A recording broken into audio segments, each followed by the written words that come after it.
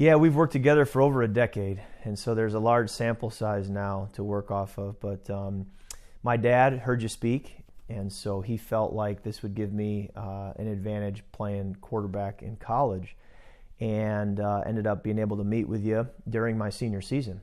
And it was about halfway through my senior season, and we started working together, and had about 9 games left in that season. And we got to the end of the season, and my offensive coordinator who called the plays, as we looked back on my career and back on that season, said, "Kirk, I really felt like you played your best football these final 9 games."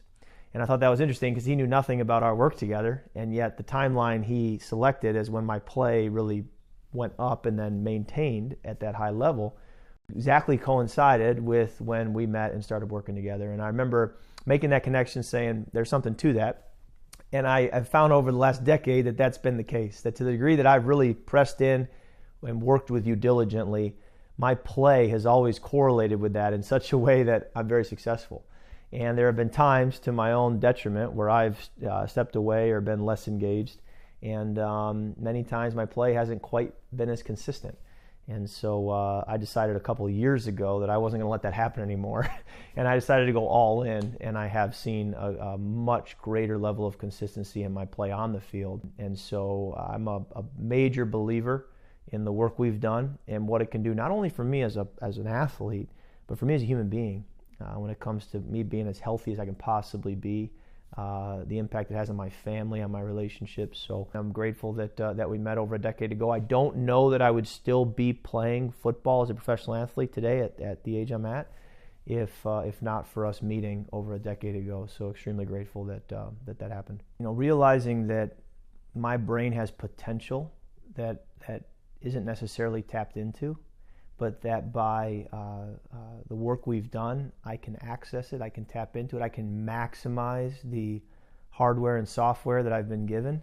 We've done a lot of work and tests to understand my brain and what it has to offer, but we've also done a lot of work to extract that and to put it to use. And so it manifests itself in the form of greater levels of focus, the ability to manage stress and crisis situations, the ability to be at my best when my best is required, which many times is very difficult moments. And I would argue there's a resiliency, an ability to sustain over longer periods of time. And in my profession, many people have a successful game, a successful season, but can you do it for a decade? And I think our work has enabled me to do it over a much longer period of time and a larger body of work to say I'm not just a fluke. I've been able to have sustained success, which in the world I'm in can really separate you. In the world I'm in as a quarterback, my vision is a lifeline for me. I have to be able to see and process information extremely quickly. The faster, the better. And milliseconds can be the difference in winning and losing.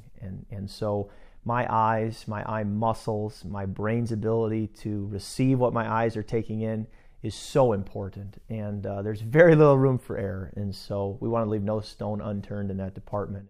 We were able to do vision training to strengthen the muscles in my eyes, strengthen my ability to see far, to seeing near, to looking left, to looking right, and for the brain to quickly be able to pick up that information and not miss a millisecond.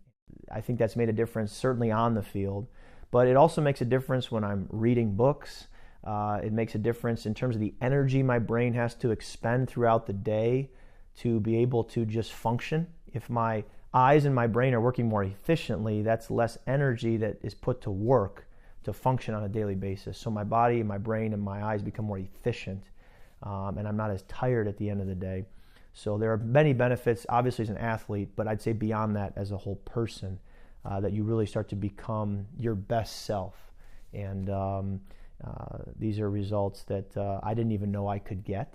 And so you're not only discovering how to get there, but you're realizing this is opening doors I didn't even know were possible that could be opened. Well, when we first met, I didn't naturally breathe correctly. I was breathing through my rib cage, through my chest, which is how most of us breathe, but is not the way God designed it to be, and not how our body's physiologically going to respond best. And so I learned what it meant to breathe through my diaphragm, to breathe with deeper breaths instead of shallow breaths. These are things I still to this day don't naturally do, and so that's where the training has been so effective and such a difference maker. But again, I point to when I've been very diligent with regular breathing sessions, 3.5 minutes at a minimum, multiple times a day, multiple days a week, it has led to better performance on the field.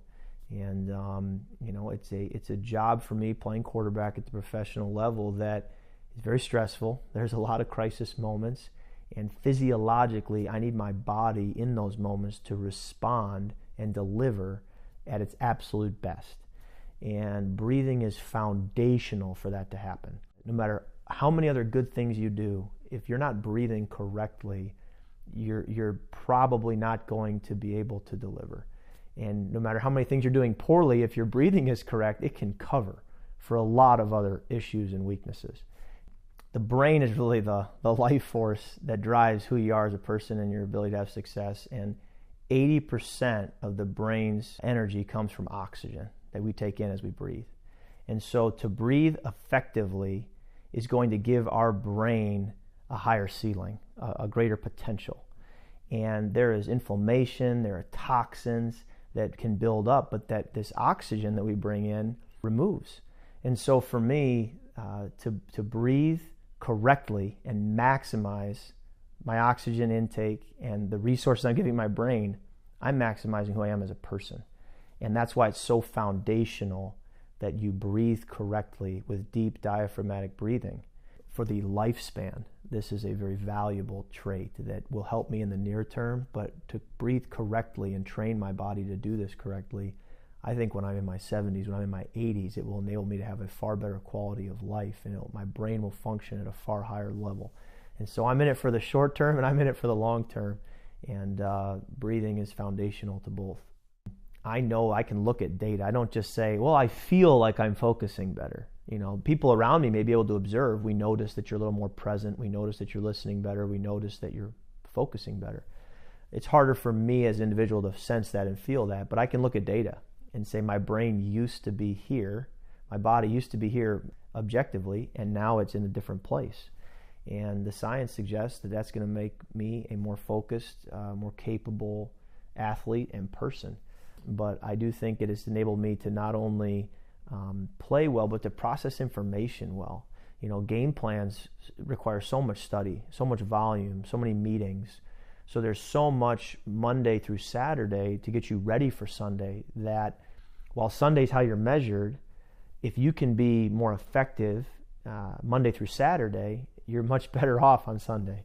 So I do think it's given me a better chance in those crisis moments on Sunday. But the training, the biofeedback that creates greater focus for me is also showing itself Monday through Saturday as I sit in meetings, as I practice, as I prepare for those games. There's many people who aren't athletes, and they're going to get tremendous benefit from this work, and there's many, many people back in my community who have done this work who would testify to that. But I believe that my interpersonal skills are stronger, my ability to relate to my wife, my kids, my ability to focus on them and not get distracted, my ability to listen to them and be present instead of being there but physically, but mentally, emotionally elsewhere. All these things, can transform family dynamics. I think about longevity and being healthy and feeling good and being at your best physically and mentally and emotionally day in and day out, completely removed from athletics.